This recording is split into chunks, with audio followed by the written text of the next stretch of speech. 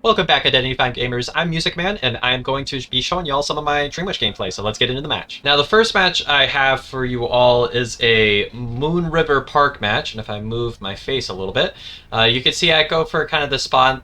Moon River Park spawns usually go in this way with kind of variance as to who spawns where, but I decide to spawn kind of in this area. You either want to spawn here or in the spot kind of right above me. And so your two main options are going to be chasing 4-stop or chasing the 2-story. And let's see what I decide to do in this match. Now, I'm going in Insolence Blink build. It's something that I've been a big fan of for a while. And I'm going to move my face back over here. And I decided to go over this way to the Acrobat who has 4-stop. Now, he decides to rotate out of 4-stop, which is a little bit mysterious. Usually Acrobats that spawn at 4-stop like to use kind of some of the broken bomb placements. But I'm able to take advantage of this just by getting a quick hit on the Acrobat. A little bit of delayed reaction time on that bomb, and I just want to put pressure on as quickly as possible, especially because I have my blink coming up in 20 seconds. I'm trying to set up a sandwiching situation here. Kind of tough to do if the survivor actually knows the 4-stop placements, but it seems like this survivor's not necessarily aware of it, which is quite possible considering that I'm kind of in this. I believe at the time of recording this, I was Manti 5, if I'm not mistaken. So you can see survivors kind of do weird things in this tier, and it's important to be able to adapt to whatever the survivors give you. So I was staying flexible to whatever Acrobat was giving me. And notice how I'm trying to chair over here instead of one of the 4-stop ciphers. This is because I know that I'm going to be able to put pressure by chairing on this cipher. So I'm going to go ahead and get another hit. Once again, right when that ability ends too, which is very nice just for my sake. And I'm totally okay with changing targets here. It's just kind of the way the ball rolls. By doing this, I have my leech auto-marching, and I'm actually able to get another leech on the prospector here. So once again, continuing that map pressure, I want to have it towards the second stop so that I'm able to continue to put pressure here. And from here, now I actually want my spawn to put that down, because that was my original target. Now I can have this leech kind of camp. You want your original target to be your main prioritization. And you can see that's what I do here by just kind of letting everything go for acro there. Survivors will be inclined to rescue kind of the first survivor on chair usually, because there's going to be less time to get that rescue on time. But by now I can kind of sell out for either rescue. Now this prospector's getting, yeah, there was a terror shock that went on there, because prospector, you can get that if you switch your leech last second. A lot of survivors will just kind of rescue, not thinking that you're not like spectating with main body or something like that, and then can get caught out in the open like that, which can be quite unfortunate for the survivor, but fortunate for us. So there is a leech on the 4th survivor there, and Pharaoh's here. I just want to get a hit. I'm not too concerned with stuffing. I just want to progress the rest of this match as quickly as possible. And you can see I do that by farming. I wasted a lot of time where I could have spent more time kind of fishing for a terror shock, even if it was kind of unnecessary. I was able to predict where the Pharaoh would be, as I kind of swung in the area that she would be in if she was running kind of continuing that straight line.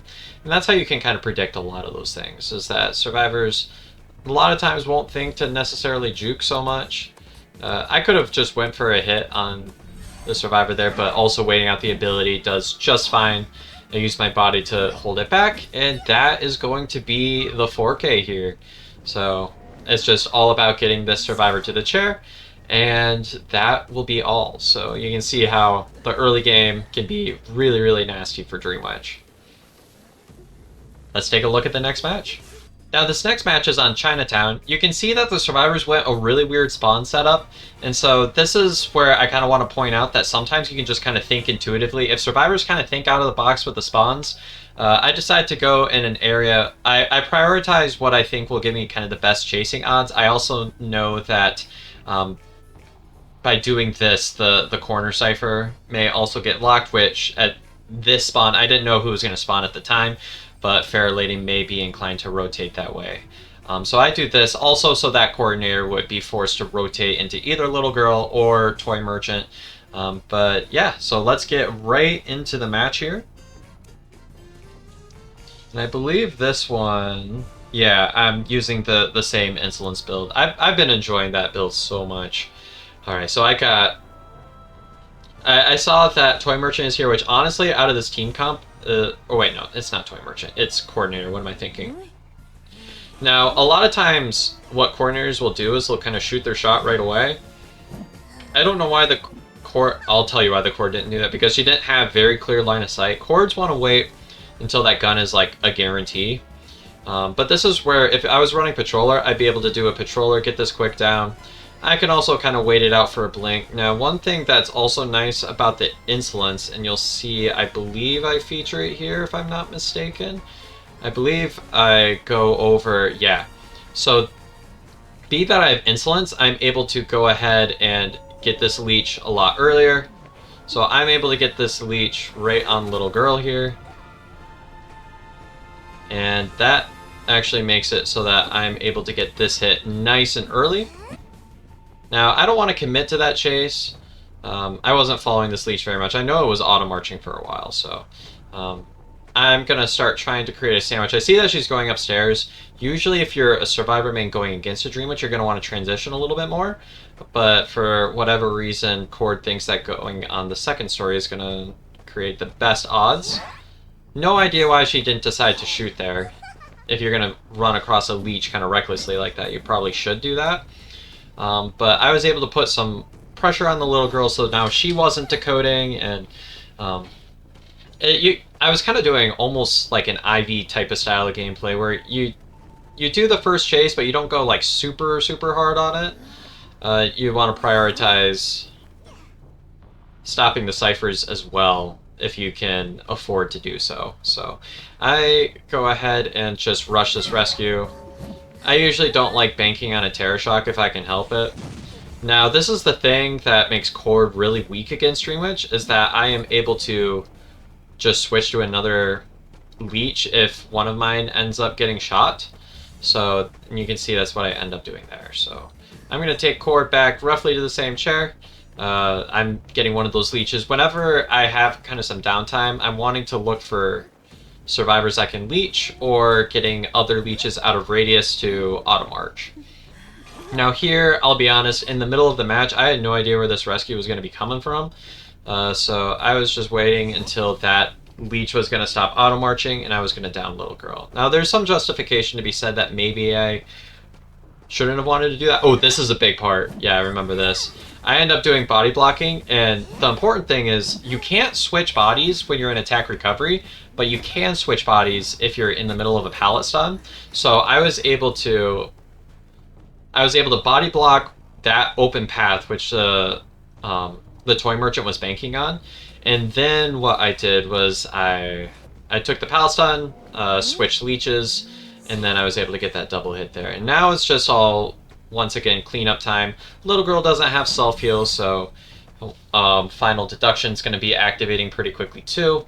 And I believe I do like some misplays around the dungeon, which is kind of funny, because I'm still learning how to play around the dungeon. I mean, I've been playing this game for a while, but that's some pretty significant changes that they like just introduced. Wow, looking back at that, I'm almost surprised that hit the Pharaoh Lady. But whenever possible at this stage of the game, once again, I'm just rushing whatever ciphers I can do. Getting rid of one of the two catapults is also very nice for me. And from here, it looks like they're trying to go for a rescue.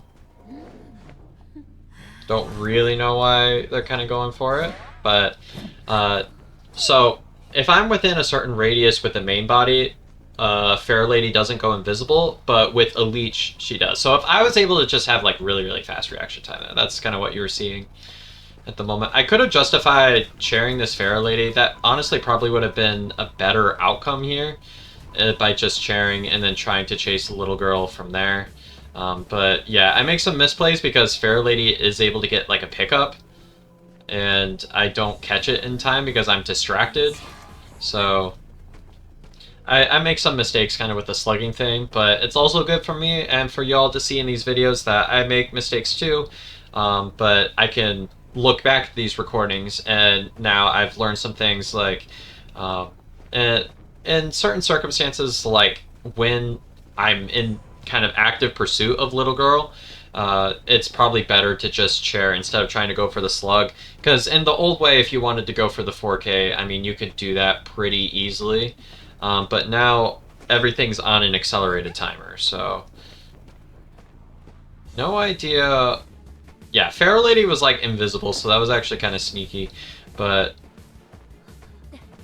yeah, I get this down there, and so now there's no self-heal. I believe little girl still gets out though. Like I get like kited here, like hard, because I struggle with